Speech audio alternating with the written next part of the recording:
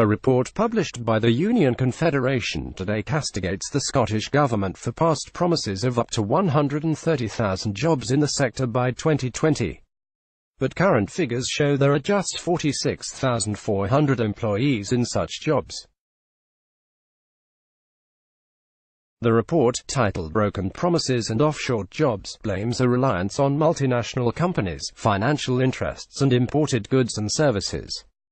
It calls for a greater focus on public ownership and an industrial strategy to build a manufacturing base that ensures workers in Scotland will benefit.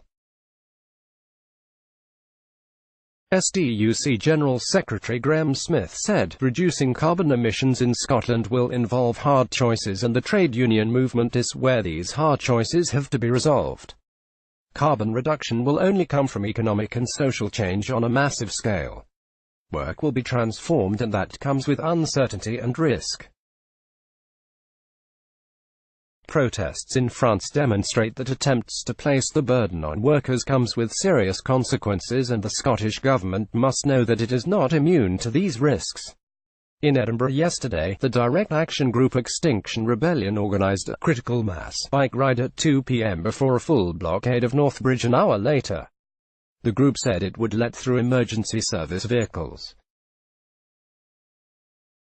One protester, a former GP Richard Dyer, said, "I am not advocating violence, but we have to do all we can to bring this serious problem to the attention of the world, and if that means that I run the risk of being arrested and fined, then so be it."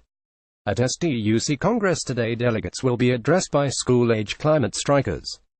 Meanwhile, a Gilets Jaunes protester from France will warn about the dangers of inequitable action such as fuel taxes on the poor.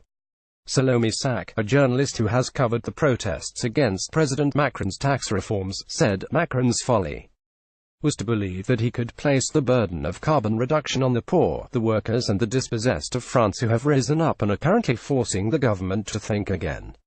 Let's block ads. Why?"